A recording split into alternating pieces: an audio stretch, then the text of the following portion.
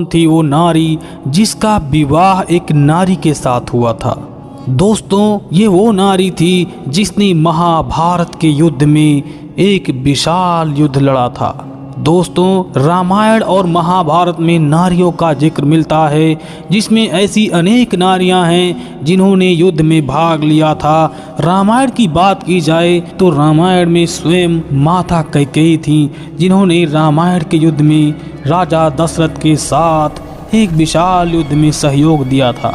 ऐसे ही नारियों का बात महाभारत में भी मिलता है कि एक नारी वो थी जिसने नारी होते हुए भी महाभारत के युद्ध में हिस्सा लिया था।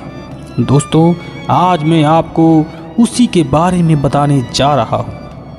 ये कथा स्वयं महाभारत के उद्योग पर्व से ली गई है, जिसमें दुर्योधन पितामह भीष्म से पूछते हैं कि हे पितामह भीष्म, कृपया ये बताइए कि ये शिखंडी जो नारी होने पर भी कैसे युद्ध कर रहा था, आखिर ये कैसे पुरुष बना। दोस्तों, ये कथा मैं शिखंडी के बारे में बताने जा रहा हूँ, जो एक नारी से पुरुष कैसे बना। आज मैं उसका संपूर्ण इतिहास आपको सुनाऊंगा। इस कथा को शुरू करने से पहले आपसे निवेदन है, कृपया हमारे वीडियो को लाइक शेयर कर हमारे चैनल को सब्सक्राइब जरूर करें। साथ में जय श्री कृष्ण कमेंट करना बिल्कुल भी मत भूलिएगा। भगवान श्री कृष्ण की कृपा आपके समस्त परिवार पर सदैव बनी रहेगी। पितामह भीष्म जी स्वयं दुर्योधन से कहते हैं, महाराज द्रुपद की रानी के पहले कोई संतान नहीं था। तब द्रुपद ने संतान प्राप्ति के लिए तपस्या करके भगवान शिव को प्रसन्न किया। तब महादेव ने कहा, तुम्हारे एक ऐसा पुत्र प्राप्त होगा जो पहले स्त्री होने पर भी पीछे पुरुष हो जाएगा। अब तुम तपस्या करना बंद करो द्रुपद, मैंने जो कहा है वो सब होकर रहेगा। तब राजा ने नगर में जाकर रानी को अपनी तपस्या और महादेव जी की वर की बात सुना दी। ऋतु काल आने पर रानी ने गर्भ धारण किया और यथा समय एक रूपवती कन्या को जन्म दिया। किंतु लोगों में प्रसिद्ध ये किया गया कि रानी के पुत्र उत्पन्न हुआ है। राजा ने उसे छुपाए रखकर पुत्र के समान ही सब संस्कार किए। उस नगर में द्रुपद के सिवा इस रहस्य को और कोई नहीं जानता था। उन्हें महादेव जी की बात में पूर्ण विश्वास था, इसलिए उस कन्या को छिपाए रखकर वे उसे पुत्र ही बताते थे। लोगों में वह शिखंडी नाम से विख्यात हुई। अकेले मुझे ही नारद जी के कथन, देवताओं के वाक्य और अम्बा की तपस्या के कारण यह रहस्य मालूम हो गया था। इस तरह से स्वयं पितामह भीष्म जी दुर्योधन से कह रहे हैं। फिर राजा द्रुपद अपनी कन्या को लिखना पढ़ना तथा शिल्प कला आदि सब विद्याएं सिखाने का प्रयत्न करने लगे। बाण विद्या के लिए वह द्रोणाचार्य के शिष्य के रूप में रही।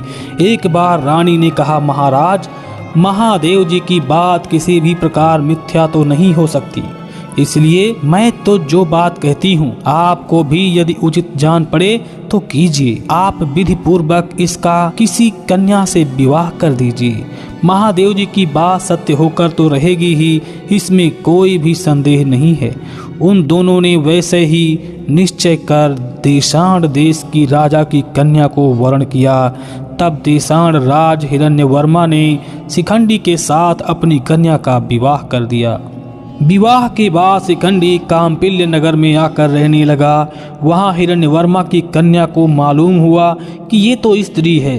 तब उसने अपनी धाइयों और सखियों के सामने बड़े संकोच से ये बात खोल दिया।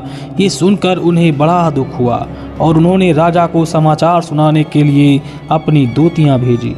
उन्होंने ये सब वृतांत दर्शाण राज को सुनाया और दर्शाण राज ने सुनते ही अपने क्रोध में लाल हो गए और अपने दूत को द्रुपद देश के पास भेज दिया।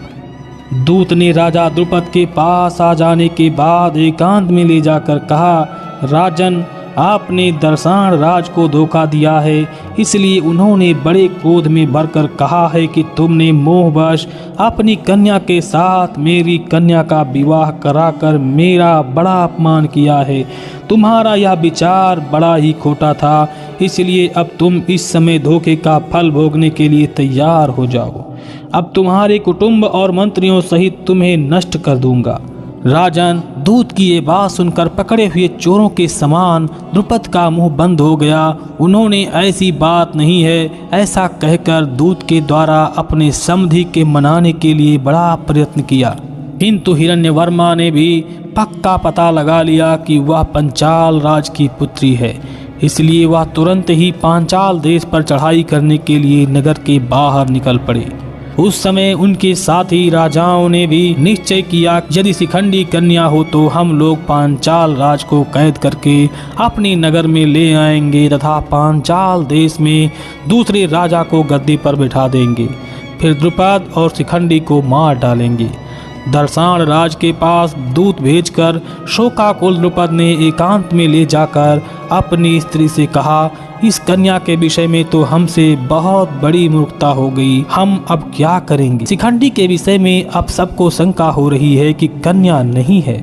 यही सोचकर दर्शान राज ने भी ऐसा समझा है कि मुझे धोखा दिया गया है, इसलिए अब वह अपने मित्र और सेना के साथ मेरा नाश करने के लिए आ रहे हैं। अब तुम्हें जिसमें हित दिखाई देता हो वो बात बताओ, मैं वैसा ही करूंगा। तब रानी ने कहा, सत्पुरुषों ने देवताओं का पूजन करना संपत्ति शक्तिशालियों के लिए ही श्रेय कर माना है, फिर जो दुख के समुद्र में गोते खा रहा हो उसकी तो बात ही क्या है। इसलिए आप देव आराधना के लिए ब्राह्मणों का पूजन करें और मन में ऐसा संकल्प करें कि दर्शान राज युद्ध किए बिना ही लौट जाए, फिर देवताओं के अनुग्रह से ये सब काम ठीक हो जाएगा। देवताओं की कृपा और मनुष्य का उद्योग ये दोनों सब मिल जाते हैं तो कार्य पूर्ण सिद्ध हो जाता है, और यदि इनमें आपस में विरोध रहता है तो सफलता नहीं मिलती है। अतः आप मंत्रियों के द्वारा नगर के शासन का सुप्रबंध कर देवताओं का यथेष्ट पूजन कीजिए। अपने माता पिता को इस प्रकार बात करते और शोकाकुल होते हुए शिखंडिनी भी लज्जित सी होकर सोचने लगी, ये दोनों मेरे ही कारण ही दुखी हैं, इसलिए उसने अपने प्राण त्यागने का निश्चय किया। ये सोचकर वह घर से निकलकर एक निर्जन वन में चली गई। इस वन की रक्षा स्थूला कर्ण नाम का एक समृद्धशाली यक्ष करता था। वहाँ उसका एक भवन भी बना हुआ था। शिखंडिनी उसी वन में चली गई। उसने बहुत समय तक निराहार रहकर अपने शरीर को सुखा डाला। एक दिन स्थूल कर्ण ने उसे दर्शन देकर पूछा, कन्ये, तेरा यह अनुष्ठान किस उद्देश्य से है? तू मुझे अभी बता, मैं तेरा काम कर दूंगा। शिखंडिनी ने बार बार कहा कि तुमसे मेरा काम नहीं हो सकेगा, किंतु यक्ष ने यही कहा कि मैं उसे बहुत जल्द कर दूंगा। मैं कुबेर का अनुचर हूँ और वर देने के लिए ही आया हूँ। तुझे जो कहना हो वह कह दे, मैं तुझे ना देने योग्य वस्तु भी दे दूंगा। तब शिखंडिनी ने अपना सारा वृतांत स्थूल कर्ण से कह दिया और कहा कि तुमने मेरा दुख दूर करने की प्रतिज्ञा की है, अतः ऐसा करो कि मैं तुम्हारी कृपा से एक सुंदर पुरुष बन जाऊं। जब तक दर्शान राज मेरे नगर तक पहुँचे उससे पहले ही तुम मुझ पर यह कृपा कर दो। यक्ष ने कहा, तुम्हारा ये काम तो हो जाएगा, किंतु इसमें एक शर्त है। मैं कुछ समय के लिए तुम्हें अपना पुरुषत्व दे दूंगा, किंतु ये सत्य प्रतिज्ञा कर जाओ कि फिर उसे लौटाने के लिए तुम यहाँ आओगी। इतने दिन तक मैं तुम्हारे स्त्री तत्व को धारण करूंगा। शिखंडी ने कहा, ठीक है, मैं तुम्हारा पुरुषत्व लौटा दूंगी। थोड़े दिनों के लिए ही तुम मेरा स्त्री तत्व ग्रहण कर लो। जिस समय राजा हिरण्यवर्मा दर्शान देश को लौट जाएगा उस समय मैं फिर कन्या हो जाऊंगी और तुम पुरुष हो जाओगे। इस प्रकार उन दोनों ने प्रतिज्ञा कर ली तो उन्होंने आपस में शरीर बदल लिया। स्थूल कर्ण ने स्त्री तत्व धारण कर लिया और शिखंडी को यक्ष का देदीप्यमान रूप प्राप्त हो गया। इस प्रकार पुरुषत्व पाकर शिखंडी बड़ा प्रसन्न हुआ और पांचाल नगर में अपने पिता के पास चला आया। ये घटना जैसी तैसी हुई, वह सब वृतांत उसने द्रुपद को सुना दिया। इससे द्रुपद को बड़ी प्रसन्नता हुई। उन्हें और उनकी स्त्री को भगवान शंकर की बात याद आई। तब उन्होंने दर्शान राज के पास दूत भेजकर कहलाया, आप स्वयं मेरे यहाँ आइए और देख लीजिए कि मेरा पुत्र पुरुष ही है। किसी व्यक्ति ने आपसे झूठी बात कही है, वह मानने योग्य नहीं है। राजा द्रुपद का संदेश पाकर दर्शान राज ने शिखंडी की परीक्षा लेने के लिए कुछ युवतियों को भेजा। उन्होंने उसके वास्तविक रूप को जानकर बड़ी प्रसन्नता से सारी बातें हिरण्यवर्मा को कह सुना दी कि राजकुमार शिखंडी पुरुष ही है। तब राजा हिरण्यवर्मा बड़ी प्रसन्नता से द्रुपद के नगर में आया और समधी से मिलकर बड़े हर्ष से कुछ दिन वहां रहा। उसने शिखंडी को हाथी, घोड़े, गौ और बहुत सी दासियां भेंट की। द्रुपद ने भी उसका अच्छा सत्कार किया। इस प्रकार संदेह दूर हो जाने से वह बहुत प्रसन्न हुआ और अपनी पुत्री को झिड़क कर अपनी राजधानी चला गया। इसी बीच में किसी दिन यक्षराज कुबेर घूमते घूमते स्थूल कर्ण के स्थान पर पहुंच गए। स्थूल कर्ण का घर रंग बिरंगे सुगंधित पुष्पों से सजा हुआ था। उसे देखकर यक्षराज ने अपने अनुचरों से कहा, ये सजा हुआ भवन स्थूल कर्ण का ही है, किंतु यह मंदमती मेरे पास उपस्थित होने के लिए क्यों नहीं निकला। यक्षों ने कहा, महाराज, राजा द्रुपद की शिखंडनी नाम की एक कन्या है। उसे किसी कारण से स्थूल कर्ण ने अपना पुरुषत्व दे दिया है और उसका स्त्री तत्व ग्रहण कर लिया है। अब वह स्त्री रूप में ही घर में रहता है, अतः संकोच के कारण ही वह आपकी सेवा में उपस्थित नहीं हुआ है। यह सुनकर आप जैसा उचित समझें वैसा करें। तब कुबेर ने कहा, अच्छा, तुम स्थूल को मेरे सामने हाजिर करो, मैं उसे दंड दूंगा। इस प्रकार बुलाए जाने पर स्थूला कर्ण स्त्री रूप में ही बड़े संकोच से कुबेर के पास खड़ा हो गया। उस पर क्रुद्ध होकर कुबेर ने श्राप दिया कि अब यह पापी यक्ष इसी प्रकार स्त्री रूप में ही रहेगा।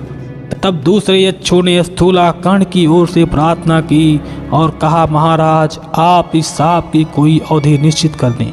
इस पर कुबेर ने कहा, अच्छा, जब शिखंडी युद्ध में मारा जाएगा तो इसे फिर अपना स्वरूप प्राप्त हो जाएगा।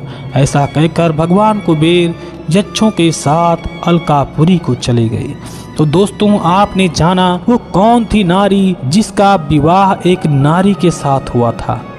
वीडियो अगर पसंद आया हो तो वीडियो को लाइक शेयर कर हमारे चैनल को सब्सक्राइब करना बिल्कुल भी मत भूलिएगा और साथ में जय श्री कृष्ण कमेंट करना बिल्कुल भी मत भूलिएगा। भगवान श्री कृष्ण की कृपा आपके घर परिवार पर सदैव बनी रहेगी। जय श्री कृष्ण।